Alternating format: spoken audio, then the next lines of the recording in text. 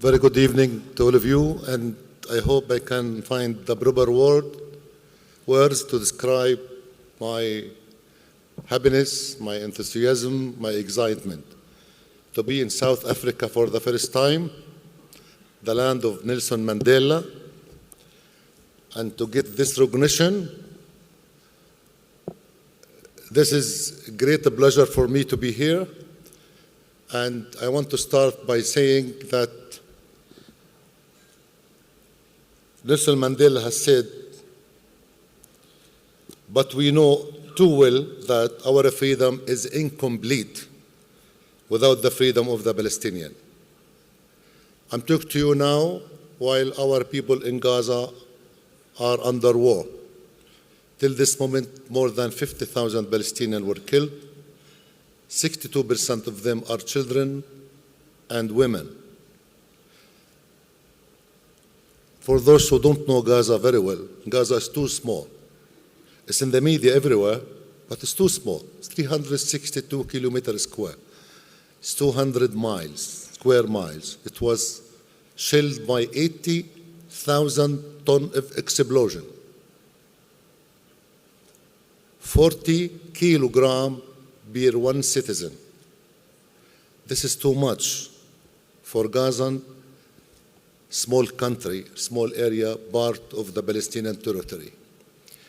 We are in Palestine, we have many challenges. First, ending the occupation. We accept to make peace with Israel, 1994. We have Palestinian Authority. I am Palestinian who was born in Gaza, 1962. I refused to leave Gaza. I insisted to stay in my people in Gaza. I exit Gaza in the middle of the war. I'm staying in Cairo. I don't want to talk about my personal loss, but like any other families, we lost nephews, we lost brothers. I lost my family house, and we continue to fight. First, to end the occupation and to build a democratic, civilized country. This was our hope when Leader Arafat came to Gaza in 1994. And we had two parliamentary elections, one in 1996, where I stood as a candidate. I was very young to win, because I want to build a country. I want to be part of civilized society. And we had the second election in 2006, where Hamas took over. And Israel imposed siege on us. And it was trying to say to you, Gaza is Hamas, Hamas is Gaza. This is not true at all. I insist to work in Gaza. We have a program with young people. I was traveling everywhere. I go back to Gaza once the crossing between Gaza and Rafah and Egypt opens. And many people in Gaza now, they told me, Omar, we need people like you much more than before. And we were working with Endowment for Democracy in promoting democracy and election, despite there was no election for the past 17 years. Because we want our people to continue to believe in democracy and election. So, in Gaza, we were under Hamas control, where the space for the freedom, or the space for public works have been shrinking. And we were stopped at the crossing when we crossed to Jerusalem and West Bank by the Israelis. And we are boycotted by the international community, who consider Gaza no contact policy. And we were not treated well by our Palestinian Authority in Ramallah. So we were in the middle among 6-7 countries who fight each other, and we in Gaza have to find our way between this. And I was asked now, how do you work? We still continue working in Gaza. We have no electricity, no Wi-Fi, no water. I cannot speak with my 3 sisters in Gaza maybe once every couple of days. There is no cash, no banking system, because Israel punished us. I'm not here to talk about 7 October was not consulted with the Palestinian. It doesn't represent us. We have the right to find the occupation.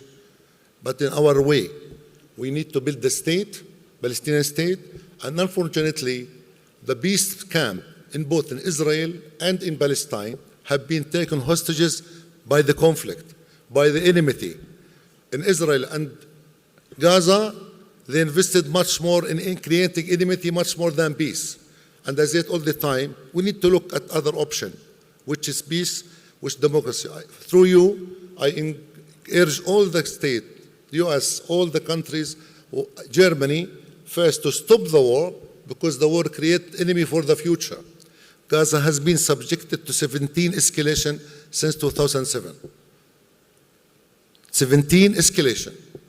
And we were not giving the opportunity to make election, but we continue to insist. And you can imagine how difficult for people like us to continue living in Gaza.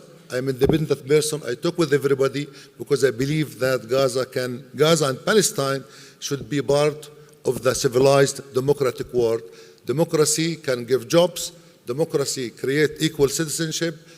Democracy fight radicalization. Democracy is good for everybody. And today and this morning, somebody told me, Omar, every country represented by one person, by much more than one, but you are alone. I told him, I'm not alone. I am with you. I feel that I'm a member of a very big, huge world families. Thank you very much. I am very, very, very happy to be with you. I want to close here. We were under pressure not to come. I don't believe in boycott. I'm ready to go everywhere, to Chile, to Australia, to Philippines, to speak about my country. I was in April.